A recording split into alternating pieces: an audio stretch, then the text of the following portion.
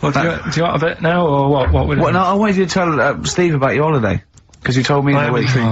Go on. Steve, I mean, bad idea. I had a feeling anyway about going away with like Suzanne's mum and dad because I've never been into sort of family holidays anyway, right? Even when you see it, whenever I've been on holiday and you see like families on planes and that, and they're all having a laugh and a joke, loving it, and then on the plane going back, you can see that they've gone off into groups, and like, you know, the dad isn't talking to the daughter and all that business. So I thought, asking for trouble, but you know, I do everything once. Do you know what I mean? Boxing, dancing, going on holiday with parents and that. Give it a go, see how it goes, right? So not your A-levels, but fair enough. It started off. It started off bad, didn't it? Because last week I told you that you know, our dad called us up and said, you know, I want to take some tea bags with us to Madeira. Yeah. What's the best way of packing them? Yeah. Right, so I knew there was going to be problems like that, because the thing with Suzanne's family, right, they like having a routine. They know what they're doing every day. They know what they're having for tea every day. It's the same thing every week, and stuff like that. Yeah. So I thought this is going to be interesting, this, because they can't do what they normally do. Sure. I love it. I love you treating it like an experiment. Right. Just watching them all the time. So, the first problem was they'd never flown before. So I was winding them up a bit. Saying, it's murder. It's really horrible. You know, plane goes all over the place. And Mum had done some research saying, well, I've been reading about it, and, Oh, she got a funny accent. more people, there's more chance of me being killed on a donkey than there is on a plane. So I upset her. I said, right, when we get there, Spain. I said, when we get there, let's see if there's any donkeys on the beach. Yeah. Right? And she didn't like that. So. Oh, what? The joke about you hoping she died? Yeah. Oh, what's up with her? Right, so we get there, and, you know, they see the villa and that, they're quite happy with all that business, right, with all that stuff. And then, as time went on, I was getting a bit sort of fed up with them being around us all the time, because I think you should have your own time when you go on holiday with the family. You should say, right, you go off and do your thing, we'll do our thing, and we'll meet up later and talk about what we've been doing and stuff. Anyway, so it gets to like the Thursday, we've been away since Monday, right, and I said, right, we're going out tonight. So our mum says, yeah, we'll come with you. I said, no, it's just us, we're having a bit of time on our own, right? Is it true you said to her, you told me this, you said to her, you started to annoy me, I want to go on my own? Well, I just said, I told her at the start, I said, it's going to be interesting this, because people annoy me when they're around me a lot. Sure. So I wasn't nasty to her, I just was saying people, not her. All right. Do you know what I mean? I'm just saying, you're going to get on my nerves. So, you hailed a donkey for her.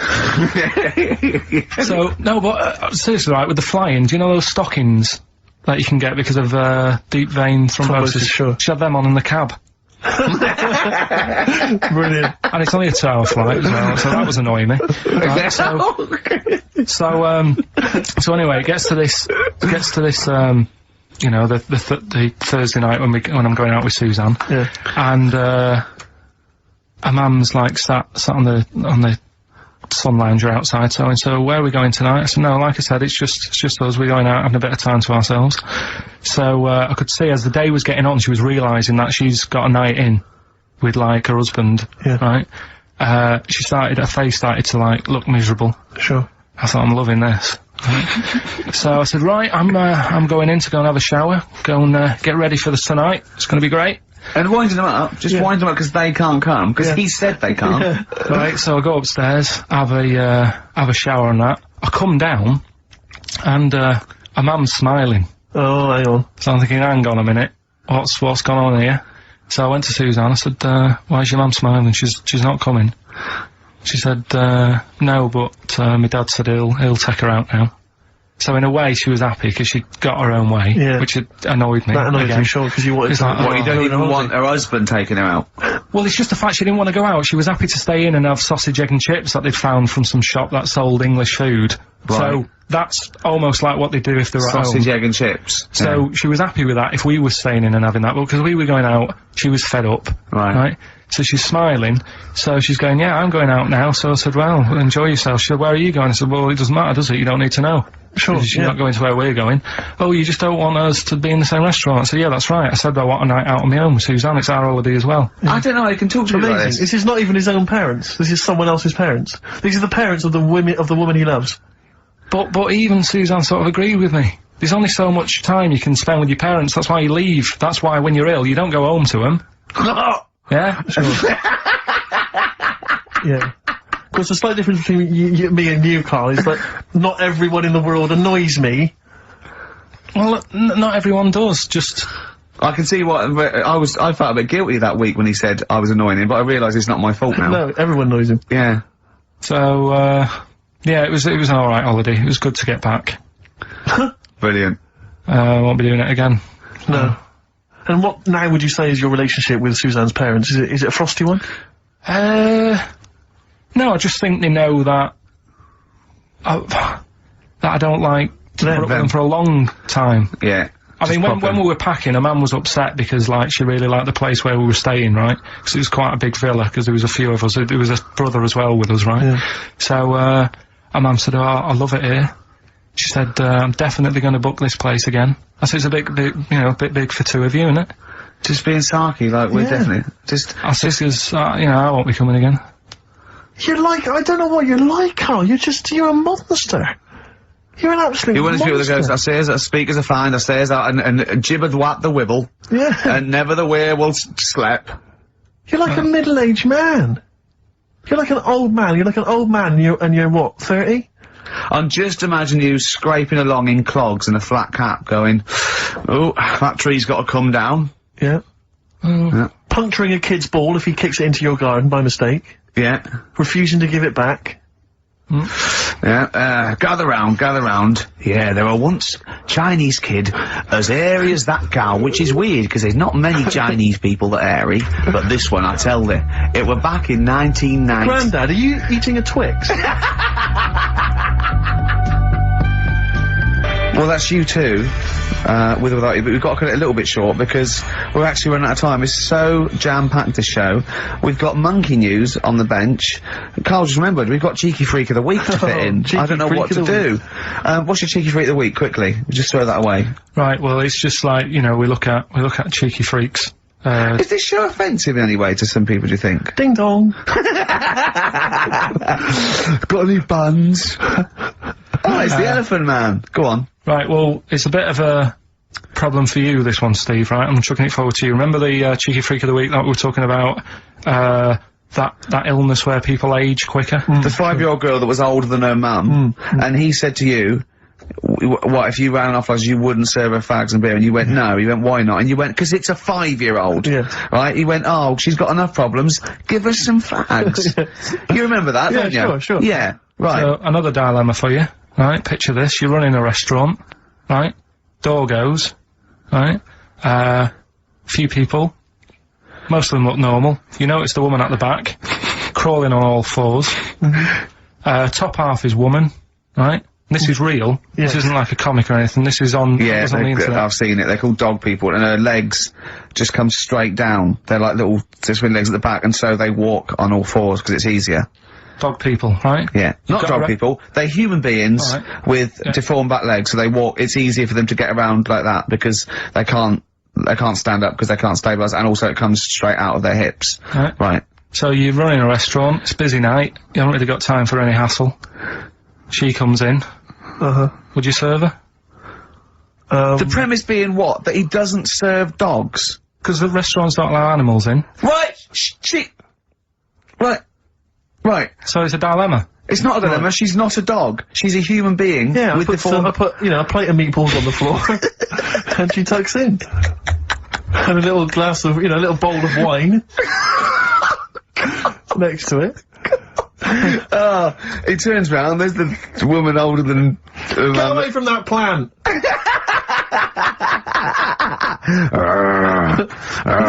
Is service included? Oh, dear. Okay, so monkey news, please. Alright then. Let's hear the jingle. Oh, chimpanzee that monkey news. Right. Now, before and again. Go on. Oh, chimpanzee that monkey news. Brilliant. Right? Right, before I went away, I told you about Alfred. He was the monkey where there was a robbery going on in a bank. And then he nicked the robber's loot and backed out with a gun. Yeah, He sort of stole, he robbed the robber, didn't he? Yeah. Did he take his gun as well? He took the weapons, he took all the weapons. There was like a couple of robbers. He managed, because they were so amazed that a monkey was coming in, it was like— Don't talk shite twice. Right. Anyway. So anyway, got a follow-up to that. Okay, now what was that monkey's name? Alfred. That was Alfred.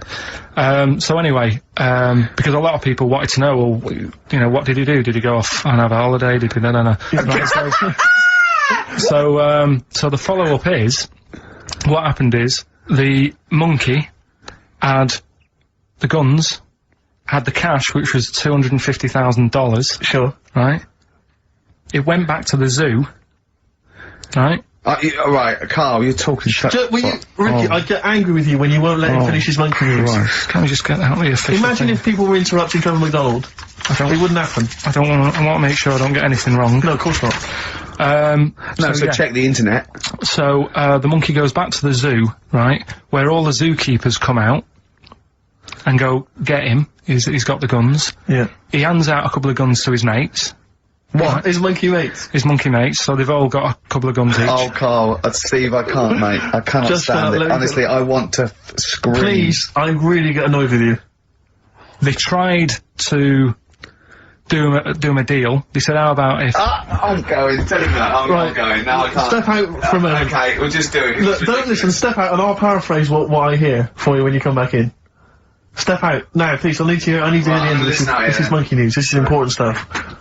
Right. Right. Ricky now has left the room. He cannot bear to hear, which is surprising to me. Right. So anyway, so yeah, they've got the money, and they say to the zookeepers, how about we give you some cash? Yes. And they go— Sorry, hang on. Sorry, the zookeeper said that to the monkeys. yeah. Right. No, the monkeys who have got the £250,000 Right. say to the zookeepers, we'll sort you some money out if you let us go. Sorry, the monkeys say to the zookeepers, we'll give you some money. Yeah. You don't see any problem with that? Right, listen. Okay. It's nearly finished. Right, I'm listening out there. This is ridiculous. What do you mean the monkeys say? What do you mean the monkeys say to the zookeeper? They were probably holding the money out, like, kind of going, look, you know, we'll do your deal. Right, okay, come on. And what happened is, I think they were happy with that. I think they left, and that was that. They wanted to get out of the zoo because they didn't like it in there. There's the thing. Right, I don't. Just have a look. Right, Carl, think. Right, how did they get out in the first place? This one. Just let Steve have a— So why did he go? So he went and robbed. He thought. What? He knew there was going to be a robbery that day, did he? He might have been getting some money before they went to escape, and then that happened, and they had more money. They might have been withdrawing some stuff out. What do you mean? No. If he was planning on leaving the zoo, he's going to get his savings. What are you talking about? What have you read there, Steve? I've got a feeling this is a review of one of the Planet of the Apes films. I think it's Escape from the Planet of the Apes. I'm not certain. It could be Beneath the Planet of the Apes. Right, I mean, Carl, think, please think, right? So this monkey, right, he leaves the zoo, right? So he leaves the zoo, which he can do, presumably. What, they leave him the keys or what? They're chatting to him, they might as well. He goes to a bank. What's he thinking of doing? Sees a robbery, probably by chance. He probably wasn't tipped off, was he? Or has he got one of those police scanners? Probably got one of those police scanners, Well, I think he was going to the bank to get a mortgage to build slightly. I think he wanted an extension, didn't he, on his cage? Think of that. And so I love the fact that he hands out the guns and they do a deal. It's honestly, you've got the best mind working on radio today. It's incredible. The only person who makes less sense is Terry Wogan. He goes up and down, doesn't he? I can't understand his sentences, because I don't know... No, it's like free-form poetry. Yes, I don't know whether it's the end of a sentence, in the middle, a new one. Yeah. Yeah. Yeah. But let's have the jingle again, a record, and then we'll probably have to wrap up the show, I imagine. That was... Oh, chimpanzee, that monkey news. Well, Mr. Stipe, I am not Kenneth, but I can tell you the frequency was 104.9.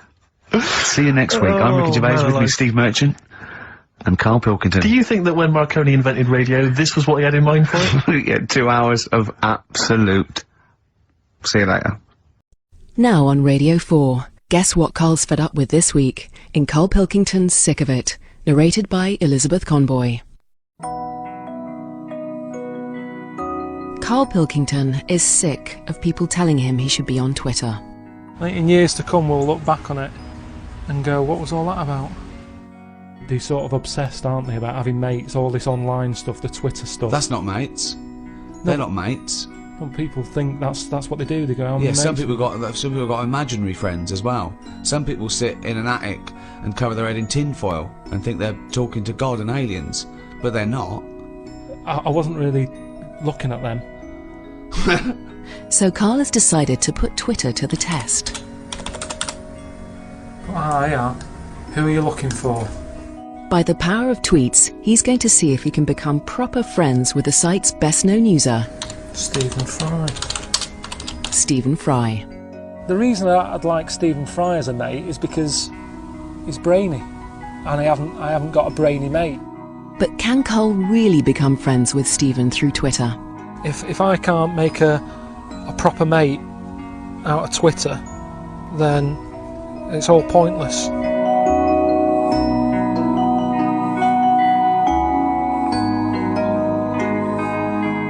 Going right back, Snow White only had 7 mates. She never went off, did she? She never went off from them dwarfs she knocked about with. There was never a new member. But 7 mates, she had it all done. 7 was enough for her. She had a happy one and a grumpy one and a sleepy one or whatever. I don't know what they all did, I can't remember. But she had it covered in 7. Now that says a lot, doesn't it? That she had all the different sorts of characteristics done in 7 dwarfs. So that's all I think we need, really. 7 different mates. 1 for moaning, you know, sometimes it's nice to have a mate who moans because it makes you feel better. That's when she would have seen grumpy. 1 when she's not in the mood for a lot of chat, knock about with sleepy. I think there's something in that. So you don't need more than 7 mates. So this is where I need to find Stephen Fry, innit? Along with Ricky Gervais and Steve Merchant, Karl is the star of the world's best-selling podcast. But despite his success on the internet, he has never joined a social networking site like Facebook or Twitter. To track down Stephen Fry, he'll have to.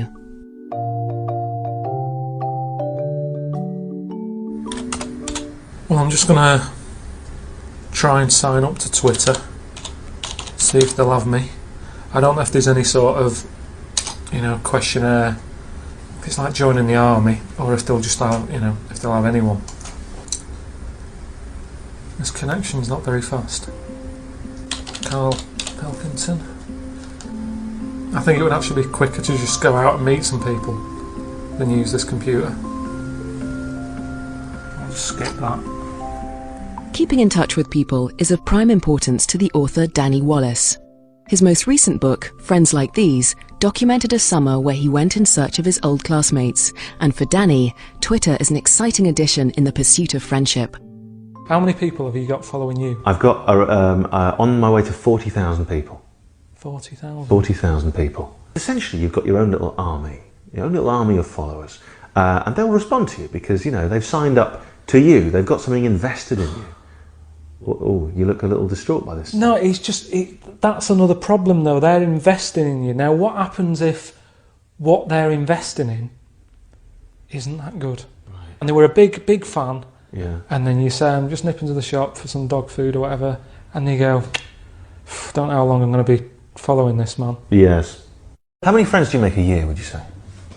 Not many. Right. Not many. I've got a handful. I think all you need, really, is 7. Yeah.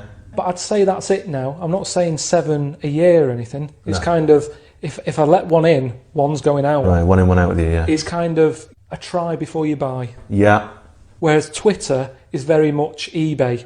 I want it. Well, you haven't seen it yet. Yeah, yeah. It doesn't matter. Here's my money. Right. Well, don't complain when it turns up and that sofa's got a little stain on it. There he is. Stephen Fry, British actor, writer, Lord of the Dance, Prince of Swimwear and blogger. Click on his face. He's got 726,000 followers now. That's a lot, isn't it?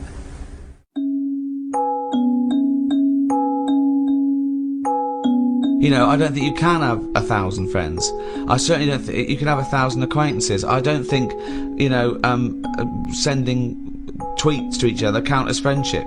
Amongst Karl's friends is the star of hit TV show The Office, Ricky Gervais. I think friends are up there with the most precious things anyone can ever have in life. What? There's no replacement. Well, you see, they used to say a dog is man's best friend. Yeah. And I'd probably agree with that when I was younger. But since they've brought in this law that you've now got to pick up its shit, I've gone off them.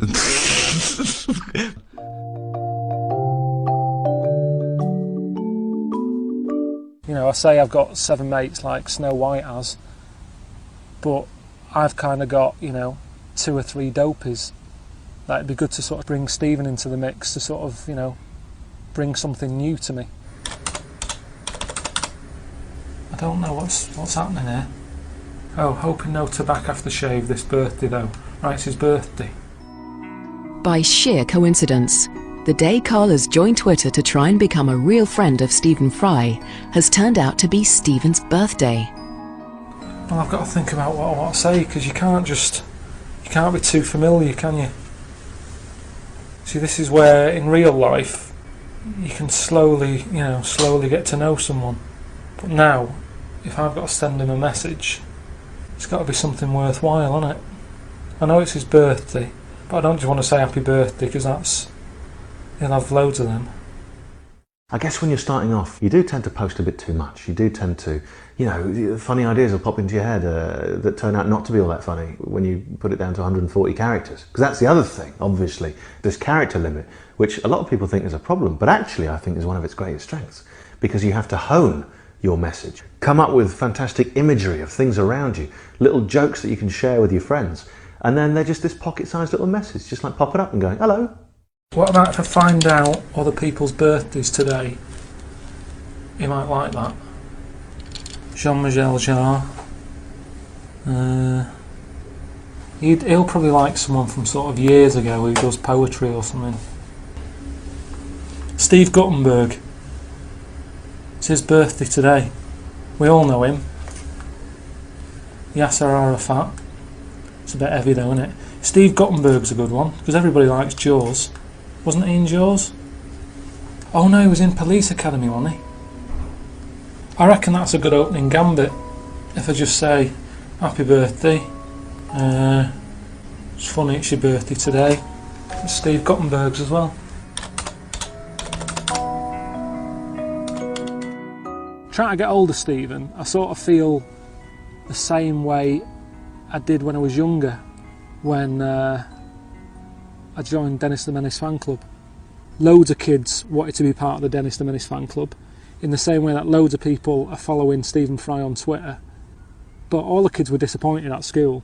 You know, you'd go in and say, has Dennis wrote to you? No. He sent me a badge. Yeah, I got one of them, yeah.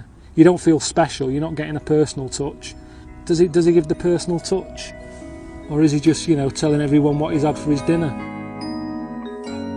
I didn't think it was a good idea. I just love the way that if you're a celebrity, somehow you're allowed to wear, like, nonsense, outrageous clothes, because it's kind of expected of you, because, you know, but it wasn't mental. It wasn't like Graham Norton going in curtains, or Jonathan Ross dressing up as Lawrence Bowen. It was just a white suit. But it's just that thing of, you know, I am. It's cheeky Ricky Gervais. You look what I'm wearing. I was worried there was going to be chocolate mousse, though. Yeah. Or Johnny Vegas was going to greet me and throw up immediately. Yeah. It was sort of like I had to keep away from people. And what you're sitting on. But I tell you what, I think it worked with Anne Robinson, didn't it? Do you think she she winked at you when you went, she liked you. She just can't stop that. No, She's made it into a catchphrase, but... You made her giggle like a little schoolgirl. I knew it was safe, though, to say that thing about her drinking, because I'd done a non-broadcast pilot with her this year. For a friend was the producer, and it's a new show called Look Who's Coming to Dinner. And the premise is I choose sort of 6 heroes that are alive, and so I knew it was alright, so I didn't just go out there and start insulting this poor middle-aged woman. I sort of knew she could take a joke. She's alright, she's obviously she's not really like that, so, yeah. No, but I loved the way she just giggled like a little girl. I think she was quite good, actually. I think it's better when she's sort of ad-libbing. I don't think she's as good when she's sort of got lines and she's hitting marks. She's quite good when she's sort of, like when Peter Kay came on, she went, have you dyed your hair? And he went, have I dyed my hair? I said, what sort of talk is that? Which I thought was quite nice. Your quote was good though. What? When you went peace, or war. I just hate it when, oh god, celebrities get their political, I've got to say something political, because there's all that suffering in the world. And I don't know, it's like those things you see in the papers where it's got, general elections or war, and it's got a picture of Billie Piper, just a picture, and it goes, Labour. Or, it's got, you know, Ross Kemp, no to war. But when would that be influential? No idea. It's sort of like you go, someone goes to what do you think of war? I go, war, I don't know. I've made your mind up. Well, no, it's difficult, isn't it? Is it? Well, yeah, you know, because on the one hand... I don't know where I stand. Well, exactly, on the one hand you could say that, you know, war is wrong because it caused suffering, but on the other hand, you know, that's a knee-jerk reaction, and some wars are justified, you know, like stopping, you know, fascism or whatever, and, you know, like pacifism, sometimes you have to defense, so it's not clear and cut. I go, okay, let's make it easier for you. What do you think of the little black one in Sugar Babes? Think she's brilliant. She hates war. That's me. That's me done then. Exactly. Does that help sway your mind? Yeah, well, I don't know when it is influential. Remember when the that young au pair was over in America and she got arrested for the murder or the death rather of that young child. I forget her name. Do you remember that story? Louise Woodward. Well, do you remember there was a whole section in the paper there where there was I think it was members of Coronation Street saying, release her, please release her. I remember you said you fancied her. Who's that? You said you fancied her when it was all happening. Well, he said, I think he was the danger.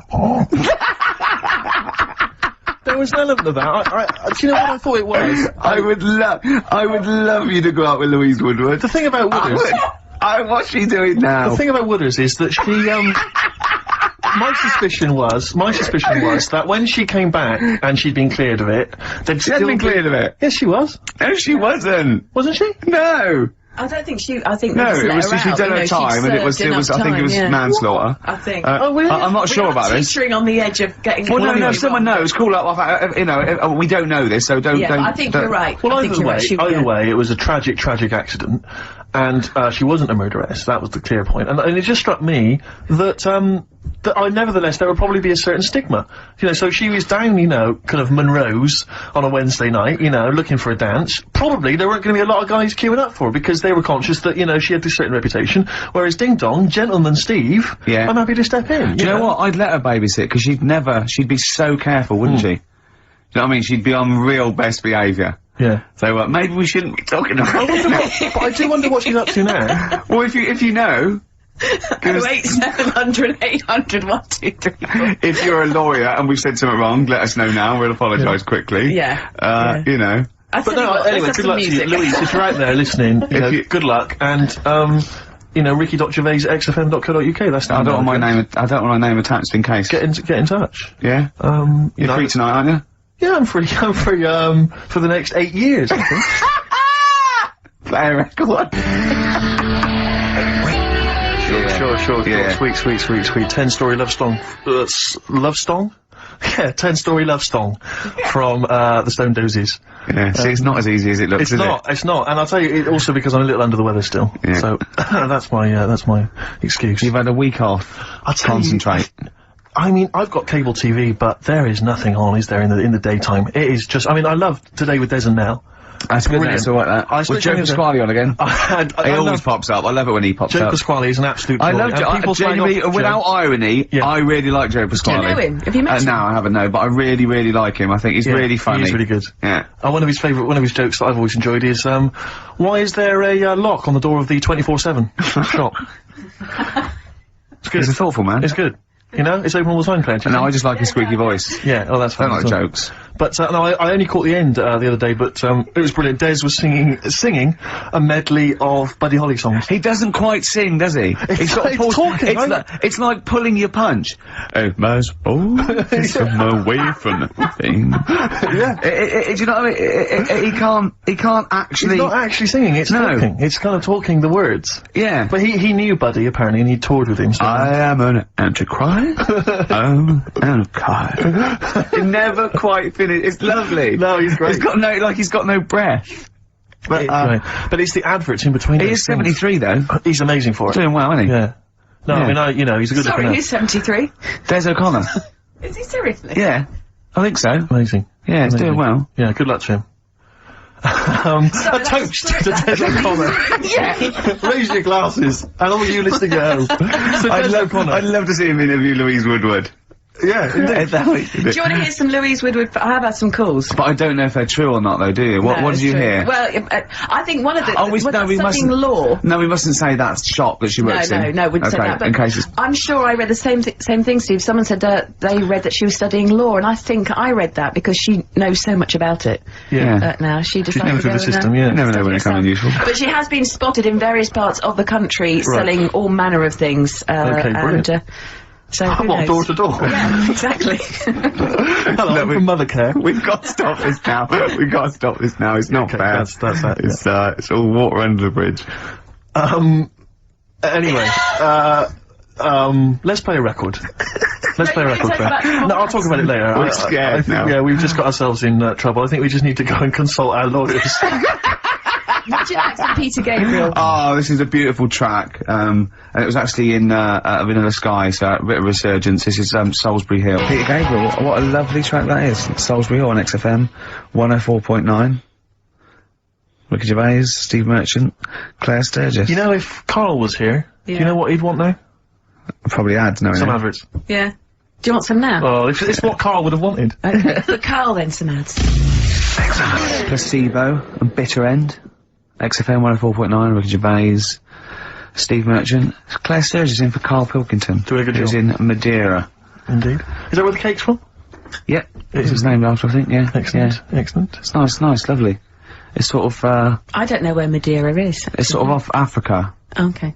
But it's, I think, Don't a lot of Portuguese. old people go there? Is There are a lot of old people there. There are a lot of Well, old people Carl there. is essentially a He's old before his 50-year-old time, man in the body yeah, of a 30-year-old. Yeah. I know, yeah. I think it Whereas Ricky Gervais, Whoa! oh, Party by the pool. It was actually really good. I'd much prefer that than we went to Greece once and we wandered in this place by mistake going through this, and it was just full of people in Everton shirts and Liverpool shirts and just drinking lager. Like, oh, where's the fun in that? And just I can't. The idea of Butlins, millions of families screaming around would drive me Butlins mental. is the most extraordinary place I've ever been to. I went there with a bunch of I friends. can't slag it off, but I mean, not Butlins specifically, just anything. No, I'm not slagging Butlins off. No. It's just But it is was an just I've never been to an Butlins, extraordinary yeah. place. The bars themed. One bar themed in the Wild West style. Brilliant. But a tribute band to Status Quo playing. Really? It was extraordinary. So you walk in the swing doors, and there's Status Quo playing, and everyone else is all the staff dressed in cowboy outfits, and cowgirl outfits.